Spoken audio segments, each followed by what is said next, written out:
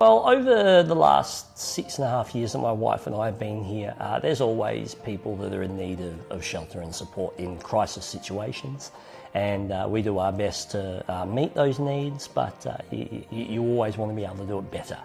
And one of the ways that we can do it better is by connecting with professional services such as the Limestone Coast Justice League and the great work at AC Care, so that people get a sort of holistic care when they are in crisis, and that we don't see any more young women that are left without options when they're in these terrible domestic and family violence situations. And what is the long-term vision? What will you be able to accommodate on this church site? Yeah, we're hoping to be able to have accommodation for 1 to 3 months, that during sort of the first 72 hours here they will get connected with a lawyer or a counsellor to identify their long-term goals. And then over that 1 to sort of 3 month period, we're able to make sure that they're supported and have a little bit of a breather in amongst what is a crisis situation, because 72 hours by itself is never enough.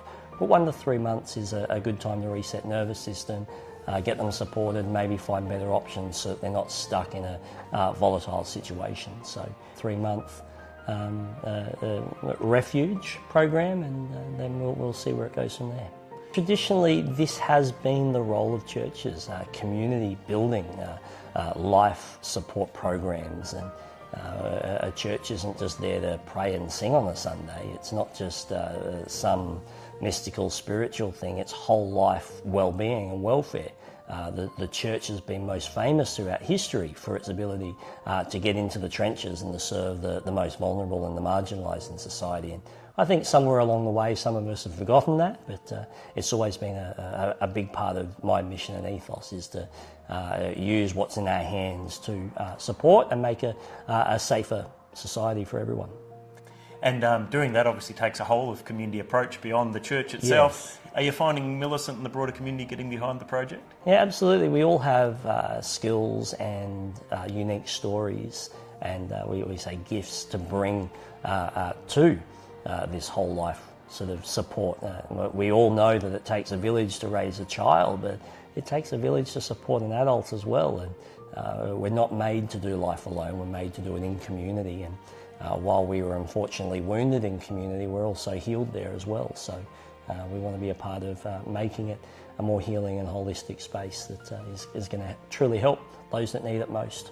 Limestone is going to be making this a secure space, so helping us get the right security systems in there and monitoring programs and updating the fire and safety systems in the building. So it's taking care of the really practical sort of needs. I think there's even a key fob entry only system that you guys have helped us be able to finance as well. So it's making sure that we're really keeping a safe space and only entry for the right people. This will be a women's only space. So. No, and it's fantastic to know we've been able to contribute to such an important cause. I imagine there's still some way to go. What are the next steps in getting the support to get this off the ground? Yeah, so we're at about nearly 25% of our fundraising goal for the first year of operation, which includes all of the renovations that we need to do. So you guys have helped us with a big chunk of that. And then our next step is getting the security gate. So we've got to get something fabricated by a local engineering firm to make sure that this is as safe as possible for the women that are staying here and to keep the wrong people out.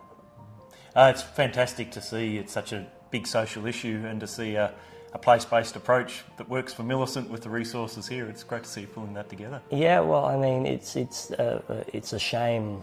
The statistics, it's a national shame that we are seeing one woman killed every 6 days in some instances across Australia. I think the comparable statistic for men is every 43 days or something, so there's quite a disparity there. And in terms of order of priority, women and children are clearly the most vulnerable in this space. So if we can do this well, maybe we can move into supporting men as well that are suffering from domestic and family violence. But we've got to start somewhere, and this is clearly the highest priority